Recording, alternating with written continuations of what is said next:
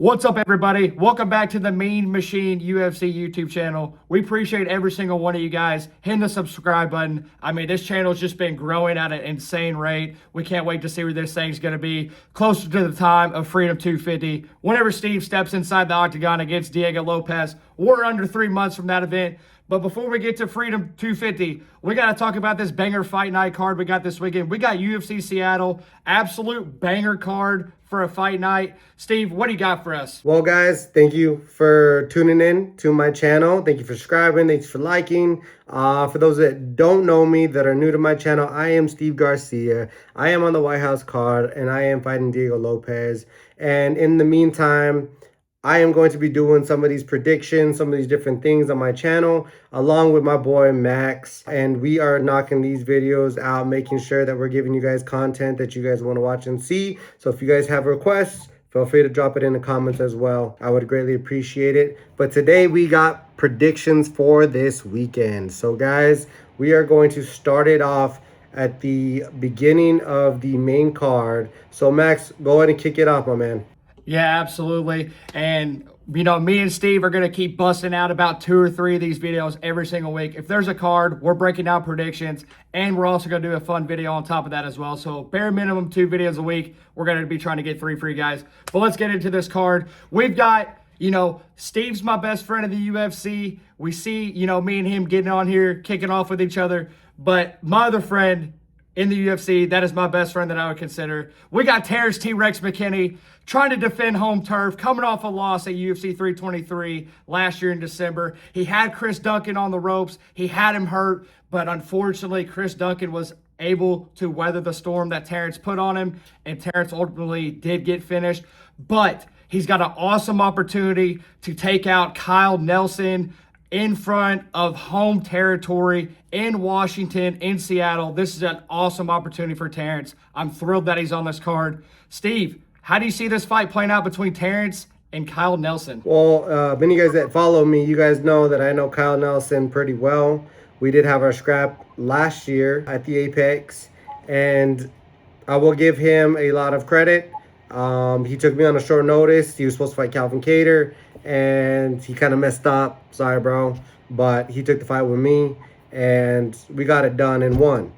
So, with that being said, he moved up to 55 in his last fight. He looked really, really good. I can't remember who he fought, but he looked really, really good. I can appreciate that, but when you overwhelm him, he struggles. And when you look at Terrence McKinney, he's the most dangerous 2-minute fighter in the world. I will give him that. With that being said, if Terrence can get off quickly, and just freaking make it hell for like 2 minutes, but can sustain it if it doesn't happen, I got to go with Terrence McKinney, man. I just got to do it.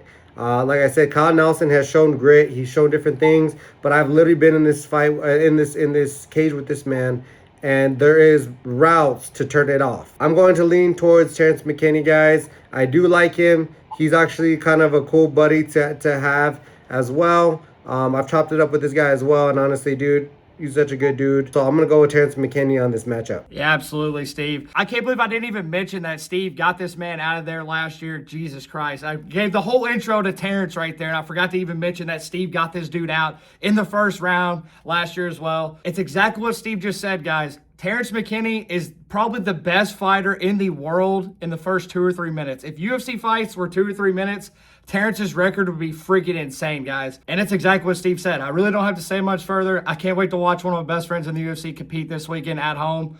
I think Terrence is going to overwhelm him. I think he's going to submit Kyle Nelson. I'm not usually going to get on here and actually give my exact prediction of how the fight's going to go. I'm just going to say I think this guy's going to win or this guy's going to win. But with me having the relationship I do with Terrence, I've unfortunately never spoken to Kyle Nelson before. I respect him as a fighter, though. He had a great performance, like Steve said, against Matt Frivola last year at UFC Canada. But That's right. Terrence McKinney is going to get it done. No chance he loses this one at home this weekend, guys. We'll move on to the next one, though. Up the card, we got Mansu Abdul Malik, one of the hottest prospects right now in the UFC. Definitely in the 185 division. He's taking on Yousri Bagori. I don't know if I said that right, so I apologize if I mispronounced that. Fun fact about Yousri, though, that maybe people don't know, he's actually 1-2 in Glory Kickboxing against Alex Pereira. He beat him the first time they fought, and then after that, Alex had his way with him in both bouts. Steve, what you got for this one? Yeah, this is a tough one because obviously Yousri, I mean, he's got a tough name. Both of these guys kind of have a little bit tough name here. He's got a battle with Alex Pereira. I think you said that he is beating him, but you do have Mansu Abdul Malik, and this guy, he's a stud, man. I've seen this guy game, like I've actually seen this guy fight, and this dude's game. I don't know enough about Yousri, but I do know that he's tough. But I've seen this guy fight in the cage, so I got to go with Abdul Malik. This dude's honestly pretty good, guys. Yeah, I'm also going to lean Abdul Malik. He's undefeated right now, guys. He's hooping in the UFC. I think they're just going to continue to, try to build his name. I think he's a good dude. This is going to be his toughest test in the UFC, though. I mean, every fight, if you're an undefeated guy coming into the UFC, you're just going to keep trying to build that resume. Yeah, I think that's what the UFC is doing here. But it's a really fun fight right here, guys.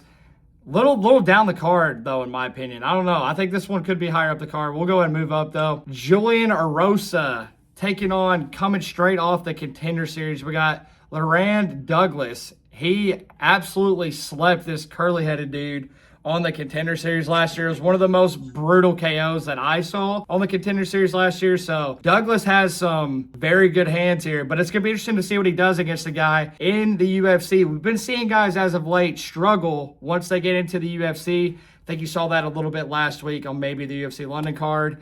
I'm not going to get into names there, but it's a whole different ball game once you're fighting under that UFC banner. So Julian Erosa is a tough task here. What do you got in this one, Steve? Look, man, Julian Erosa he's kind of on this roller coaster where he wins some, he loses some. He is a gamer. He has some decent grappling skills.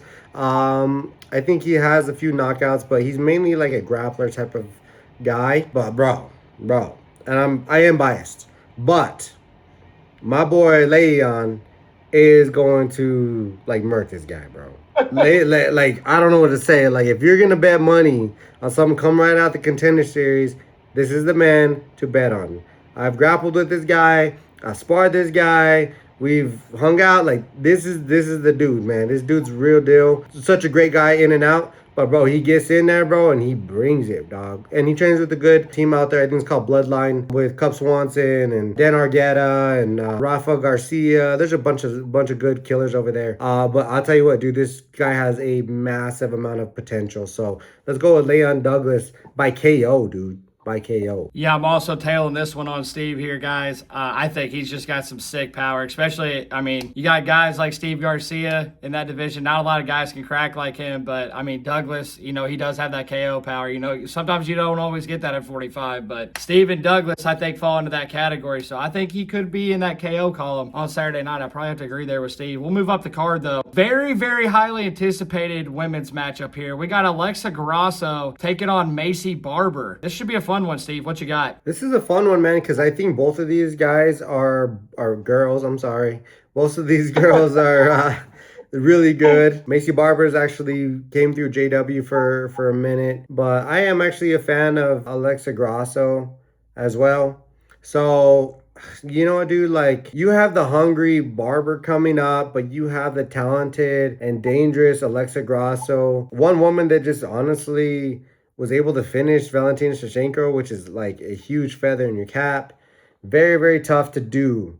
And Barber is on the rise, but for whatever reason, I have to go with Alexa Grasso, dude. Like, she's really good in this division. Macy Barber's good too, but I just see her edging this out. Yeah, and Alexa actually did edge this out in 2021. They fought in February, and Alexa actually got the unanimous decision. Once again, guys, bonehead moment for me. I don't know if it's Monday that we're recording right now, but I'm just forgetting all the stats that I had coming into this. These two have fought before 5 years ago, just roughly 5 years ago, a little bit over that now. Alexa did edge it out on Macy. I'm going with Macy this weekend, though, dude. I think she's just healthier now.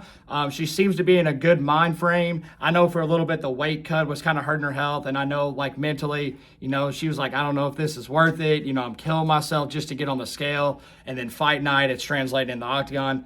I think Macy's going to get her get back here, though, guys. This is a fun fight, though. I really do like both of these girls. Yeah, I mean, they're fan. Good win over Maverick, dude. Maverick's good. So that's a good win for her.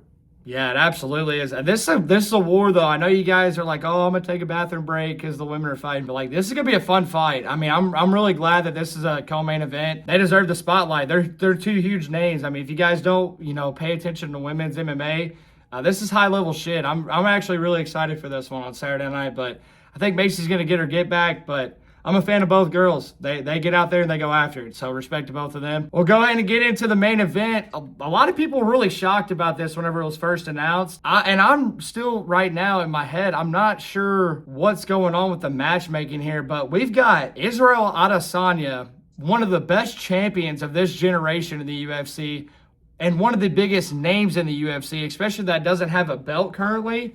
He's taking on Joe Pyfer, who's just inside the middleweight rankings right now. Joe is kind of starting to catch some heat. He actually broke his arm on the Contender Series. That fight actually had to get stopped. Joe's came back from that, and he's just been on a tear.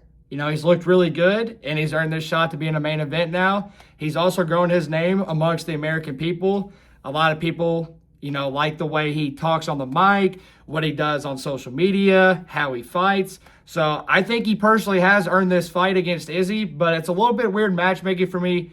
Either way, I love both of these dudes. I love the way they fight. There's no way that this fight's going to suck.